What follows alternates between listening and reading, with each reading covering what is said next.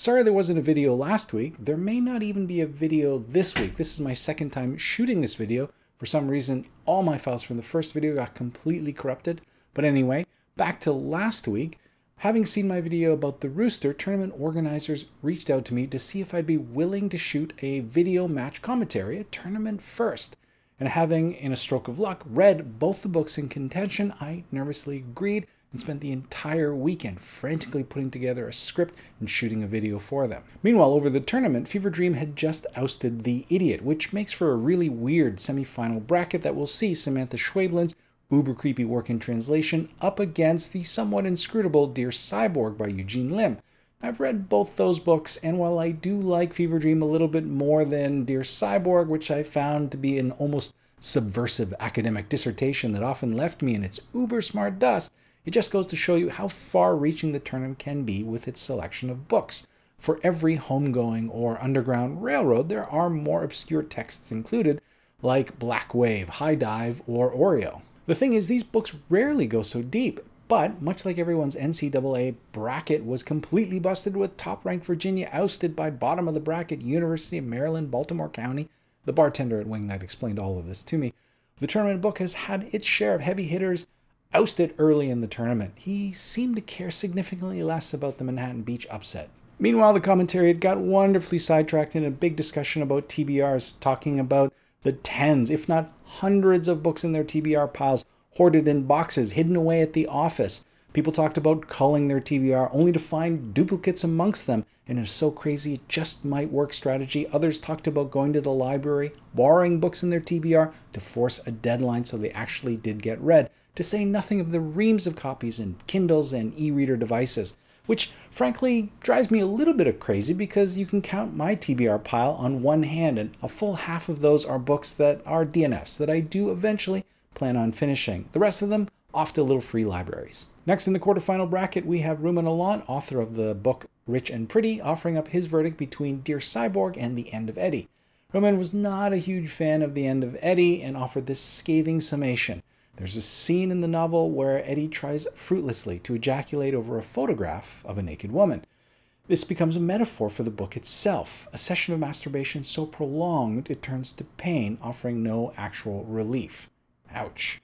One of the commenters noted that this has to become the next blurb on the paperback release of The End of Eddie, and I agree. Meanwhile, reader judge Lauren Cohen is up at bat, given the unenviable task of having to render a verdict between Sing Unburied Sing and Pachinko. I mean, can you imagine? Every year the tournament mines the commentariat looking for potential future reader judges. And it sounds like a lot of fun, but next thing you know, you're opening your door to the two heavyweights, the sinking realization that you're going to have to choose, that you're going to have to kill someone's darlings. In advance of the ruling, Lauren was hanging around the Goodreads forums, quietly asking for mercy, knowing how heavily invested each camp was in their particular book. I myself, Team Pachinko, ready to hit the streets in protest should Sing Unburied Sing advance, while others were sharpening their knives on the off chance Pachinko made it to the finals. How the heck are you supposed to choose? Lauren could have taken the easy way out. The tournament history is rife with interesting ways in which to render a verdict.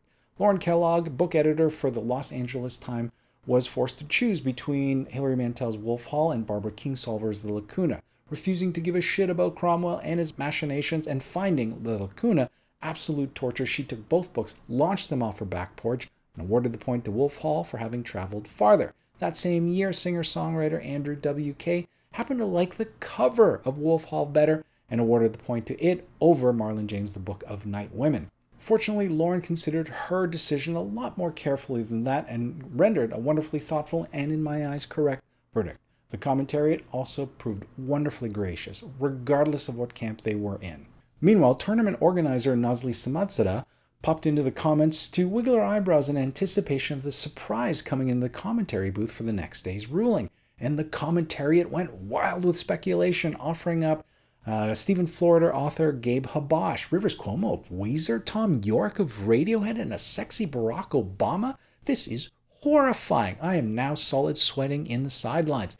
Nazli is offering up Momofuku, and I am McDonald's, waiting in the wings. This is all kinds of bad. I should explain what I was doing.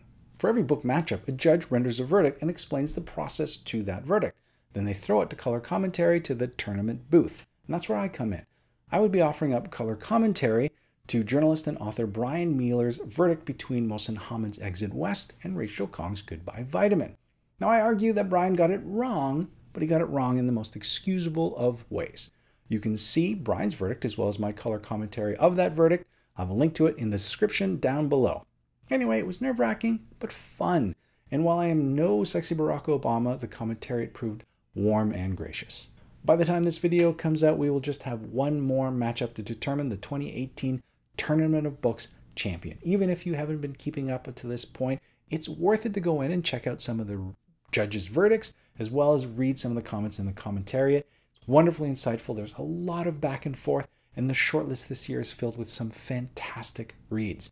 Frankly, I'm a little surprised that there isn't more overlap between the tournament and Booktube. The two seem like a natural fit for each other. Be working to see if we can't integrate a lot more of those in the future. If you're coming from the tournament, hi, welcome, hit subscribe, tell all your friends about the wonderful world of Booktube that you've just discovered. There's still a lot of opportunity for these two worlds to collide. The tournament host, The Morning News, will have its May nonfiction read-along, followed by the Summer Reading Challenge. We'll be keeping an eye on both of those to see if we can't integrate the two a little bit more closely. Well, that's it for this week, if this ever comes out this week. I hope you all have a great week of reading, and we will hopefully talk to you soon.